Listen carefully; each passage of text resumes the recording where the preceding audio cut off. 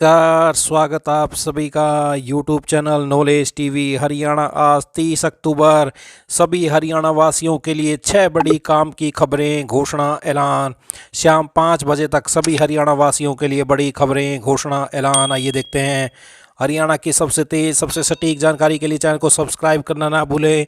तो चलिए देखते हैं सभी हरियाणा वासियों के लिए आज शाम 5 बजे तक 6 बड़ी खबरें, घोषणा, ऐलान। पहली बड़ी घोषणा, फतेहाबाद जिले से जिला सूचना एवं जनसंपर्क अधिकारी कार्यालय में ITI पास छात्रों को 1 वर्ष की समयावधि के लिए स्टेनोग्राफर हिंदी व computer operator and programming assistant COPA trade पर अप्रेंटिसशिप रखे जाने हैं।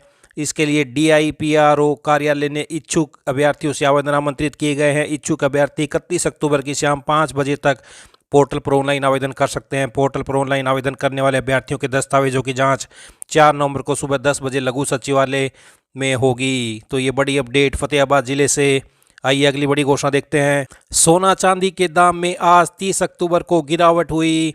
तो 10 ग्राम सोने की कीमत 1,375 रुपये गिरकर 1,19,253 रुपये हो गई है। बुधवार को सोने के दाम 1,20,628 रुपये प्रति 10 ग्राम थे।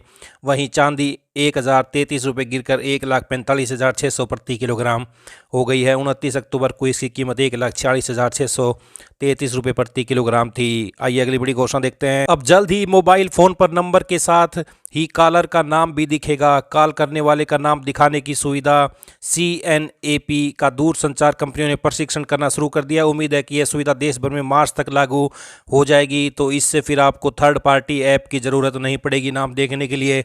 मोबाइल पर नंबर संग कॉलर का नाम भी दिखेगा। तो मार्च 2026 से शुरू होने की उम्मीद है।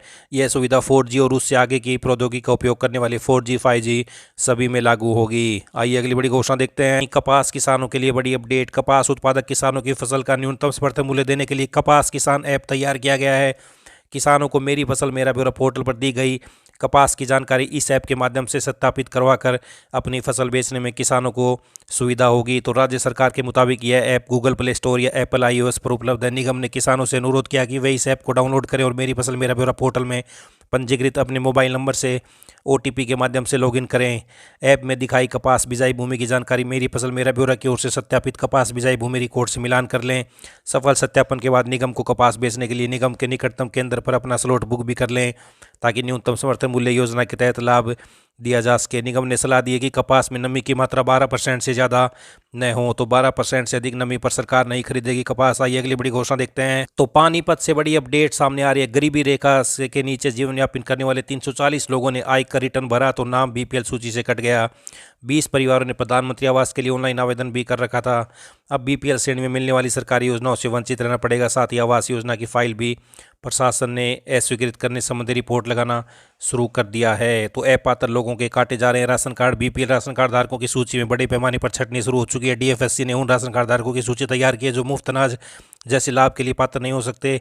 ये सभी ऐसे परिवार हैं जिनके किसी एक सदस्य के नाम 4 पहिया वाहन अथवा आयकर रिटर्न दाखिल करते हैं। तो BPL सूची का सरकारी डाटाबेस से हो रहा है मिलान। तो ये बड़ी अपडेट। इसमें आयकर विभाग, सड़क परिवहन और राजमार्ग मंत्रालय, 4 पहिया वाहन मालिक जैसे विभागों के डाटा शामिल है। DC कार्यालय के अधिकारी ने बताया कि इस डाटा के आधार पर राज्यों के अपात्र लाभार्थियों को हटाने में मदद मिल रही है। तो ये बड़ी अपडेट सामने आ रही है। ITR रिटर्न भर रहे थे, BPL कार्ड काट दिए गए हैं इनके। आइए अगली बड़ी घोषणा देखते हैं। तो हरियाणा में अब थर्ड पार्टी सर्टिफिकेशन से मिलेगा ऑक्यूपेशन सर्टिफिकेट। तो हरियाणा सरकार ने राज्य में निर्माण कार्य और भवन नियमन को पारदर्शी बनाने की दिशा में बड़ा कदम उठाया है।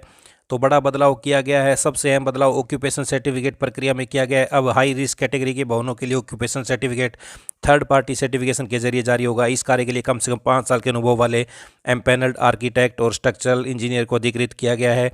वे भवन का निरीक्षण कर यह प्रमाणित करेंगे कि निर्माण स्वीकृत नक्शे, भवन संहिता और सुरक्षा मानकों के अनुरूप हुआ है। इसके बाद ही फार्म BRS 7 के तहत ऑक्यूपेशन सर्टिफिकेट जारी किया जाएगा। नए प्रावधानों में स्पष्ट किया गया कि यदि आर्किटेक्ट, इंजीनियर या मालिक द्वारा कोई गलत रिपोर्ट दी जाती है या कोई तथ्य छिपाया जाता है तो सख्त दंडात्मक कार्रवाई की जाएगी। तो ये बड़ी अपडेट। हरियाणा में थर्ड पार्टी सर्टिफिकेशन से मिलेगा ऑक्यूपेशन सर्टिफिकेट। तो ये इस समय की बड़ी घोषणा है। पल पल की जानकारी आपको यहाँ पर मिलती रहेगी। चैनल को सब्सक्राइब जरूर कर लें। बहुत बहुत धन्यवाद।